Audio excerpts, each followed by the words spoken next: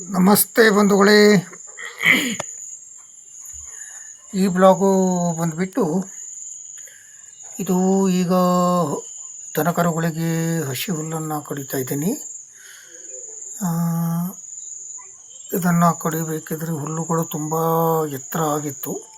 ಸುಮ್ಮನೆ ಕೊಳೆತು ಹೋಗುತ್ತೆ, ಇನ್ನೂ ತುಂಬ ದಿನಗಳು ಬಿಟ್ಟರೆ ಅಂತ ಈಗ ಕಡಿತಾ ಇದ್ದೀನಿ. ಹಾಗೆ ಇದರ ಕಡಿತಾ ಇರಬೇಕಾದ್ರೆ ಒಂದು ಯೋಚನೆ ಬಂತು, ಇದನ್ನು ಒಂದು ವಿಡಿಯೋ ಮಾಡೋಣ ಅಂತ ಅನ್ನಿಸ್ತು. ಹಾಗಾಗಿ ವಿಡಿಯೋ ಮಾಡ್ತಾಯಿದ್ದೀನಿ. ನೋಡಿ ಹುಲ್ಲು ಎಷ್ಟು ಎತ್ತರ ಆಗಿದೆ ಅಂತ.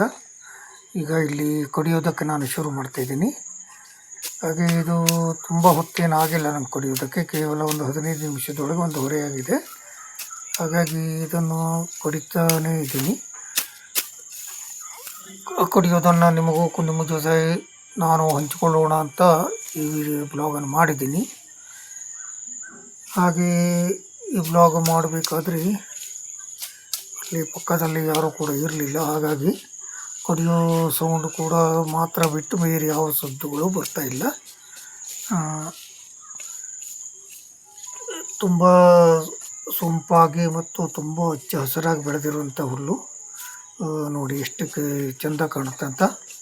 ಇದು ಚಿಕ್ಕದಾದ ಹಿತ್ತಿಲಲ್ಲಿ ಅಂತ ನಮ್ಮ ಕಡೆ ಚೌಕದಲ್ಲಿ ಅಂತ ಹೇಳ್ತೀವಿ. ಚೌಕದಲ್ಲಿ ಬೆಳೆದಿರುವಂಥ ಹುಲ್ಲಿದು.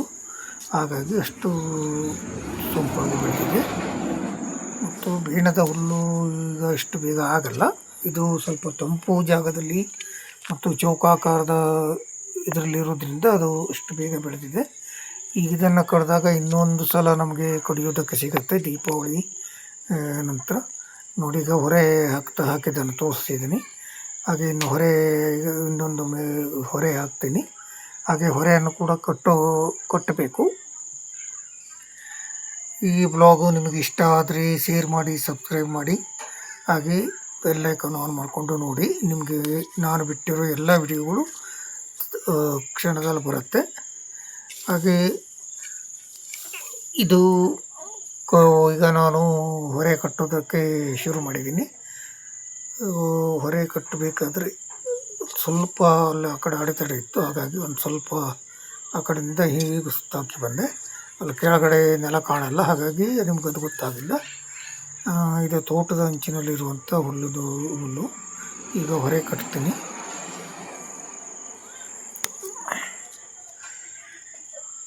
ನೋಡಿ ಈಗ ಹೊರೆ ಕಟ್ಟೋದಕ್ಕೆ ಬಂದಿದ್ದೀನಿ. ಹೊರೆ ಏನು ಅಂತ ಭಾಳಷ್ಟು ದೊಡ್ಡ ಎತ್ತರದ ಹೊರೆ ಅಲ್ಲ, ಯಾಕಂದರೆ ಸ್ವಲ್ಪ ನೀರು ಮತ್ತು ಎಳೆಯ ಹುಲ್ಲಾಗಿದ್ದಕ್ಕೆ ಸ್ವಲ್ಪ ತುಂಬ ವಜ್ಜೆ ಬರುತ್ತೆ.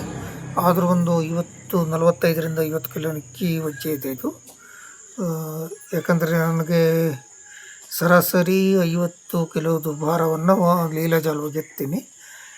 ಇದು ಅದಕ್ಕೂ ಸ್ವಲ್ಪ ಬಿಗಿ ಇದೆ ಅಷ್ಟೇ. ಹಾಗಾಗಿ ನೀರು ಕುಡಿದಿದ್ದಕ್ಕೆ ಇದು ಅಷ್ಟು ವಜ್ಜೆ ಆಗಿದೆ.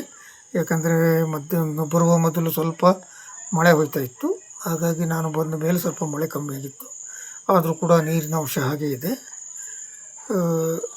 ಹಾಗೆ ಇದನ್ನು ಕಟ್ಕೊಂಡು ಹಾಗೆ ಸ್ವಲ್ಪ ಹೊತ್ತು ಆ ಕಡೆ ಈ ಕಡೆನೂ ಇದು ಮಾಡಿದೆ. ಹಾಗೆ ಹೊರೆ ನೋಡಿದ್ದೀನಿ, ಎತ್ತಕ್ಕಾಗತ್ತಾ ಇಲ್ವ ಅಂತ ನೋಡಬೇಕಲ್ವ, ಹಾಗಾಗಿ ನೋಡಿದೆ. ಹಾಗೆ ಮತ್ತು ಇದನ್ನು ಇನ್ನೊಂದು ಸಲ ನಿಮಗೆ ಕರೆಕ್ಟಾಗಿ ತೋರಿಸೋಣ ಅಂತ ಕ್ಯಾಮ್ರಾ ತೊಗೊಂಡು ಬಂದು ನಿಮಗೆ ಆ ಹೊರೆಯನ್ನು ತೋರಿಸ್ತಾ ಇದ್ದೀನಿ. ನೋಡಿ ಹೊರೆ ಹೀಗೆ ಕಟ್ಟಿದ್ದೀನಿ. 2 ಬಳ್ಳಿಯಿಂದ 2 ದಾರದಿಂದ ಕಟ್ಟಿದಂಥ ಈ ಹೊರೆ. ಹಾಗೇ ಎಲ್ಲ ಕ್ಲಿಯರಾಗಿ ನಿಮಗೆ ತೋರಿಸ್ತಾ ಇದ್ದೀನಿ. ಹಾಗೆ ಈಗ ಇಲ್ಲಿ ಹೊರೆ ಕಟ್ಟೋದಕ್ಕೆ ನಾನು ಹೊರೆ ಕಟ್ಟಾಗಿದೆ. ಹಾಗೆ ಎಲ್ಲ ಕರೆಕ್ಟಾಗಿ ಇಟ್ಕೊಂಡು ಕತ್ತಿ ಮತ್ತು ನಮ್ಮ ಸೂಡ್ಕೊಳ್ಳೋದಕ್ಕೆ ಬೇಕಾಗುವಂಥ ರೈನ್ ಕೋಟು ಎಲ್ಲ ತೊಗೊಳ್ತಾ ಇದ್ದೀನಿ. ಹಾಗೆ ಕ್ಯಾಮ್ರಾ ಮತ್ತೊಂದು ಕಡೆ ತಿರ್ಗಿದ್ದೀನಿ ಈಗ. ಯಾಕಂದರೆ ಹೊರೆ ಎತ್ತುಕೊಳ್ಬೇಕಿದ್ರೆ ಎಷ್ಟು ವಜ್ಜೆ ಇದೆ ಅಂತ ನಿಮಗೂ ಕೂಡ ಗೊತ್ತಾಗಲಿ ಅಂತ. ಹಾಗಾಗಿ ಕ್ಯಾಮ್ರಾವನ್ನು ಆ ಕಡೆ ಇಟ್ಕೊಂಡಿದ್ದೀನಿ. ಈಗ ನೋಡಿ ಹೊರೆ ಎತ್ಕೊಳ್ತಾ ಇದ್ದೀನಿ. ಈಗ ರೈನ್ ಕೋಟನ್ನು ತೊಗೊಂಡೆ. ಹಾಗೆ ಈಗ ಹೊರಗೆ ಎತ್ಕೊಳ್ತೀನಿ. ಸ್ವಲ್ಪ ಕಷ್ಟ ಸಾಧ್ಯವೇ ಇದೆ, ನೋಡೋಣ ಏನಾಗುತ್ತೆ ಅಂತ. ಆದರೂ ಎತ್ತೀನಿ. ತುಂಬ ವಜ್ಜೆನೇ ಇದೆ. ಹಾಗೆ ಎತ್ಕೊಂಡೆ. ಹಾಗೆ ಈಗ ಮುಂದೆ ಹೋಗ್ತಾ ಇದ್ದೀನಿ. ಮತ್ತೇನಾದರೂ ಬಿಟ್ಟನೋ ಅಂತ ತಿರುಗಿ ನೋಡಿದೆ. ಹಾಗೆ ಈ ವ್ಲಾಗ್ ನಿಮ್ಗೆ ಇಷ್ಟ ಆದರೆ ನಮಗೆ ಮರೆಯದೆ ಬೇರೆ ನಮ್ಮ ಸಬ್ಸ್ಕ್ರೈಬ್ ಮಾಡ್ಕೊಳ್ಳಿ. ಹಾಗೆ ಸಂಪೂರ್ಣ ಎಲ್ಲ ವಿಡಿಯೋಗಳನ್ನು ನೋಡಿ ನಮ್ಮನ್ನು ಆಶೀರ್ವದಿಸಿ. ವಂದನೆಗಳು. ನಮಸ್ತೆ ನಮಸ್ತೆ ನಮಸ್ತೆ.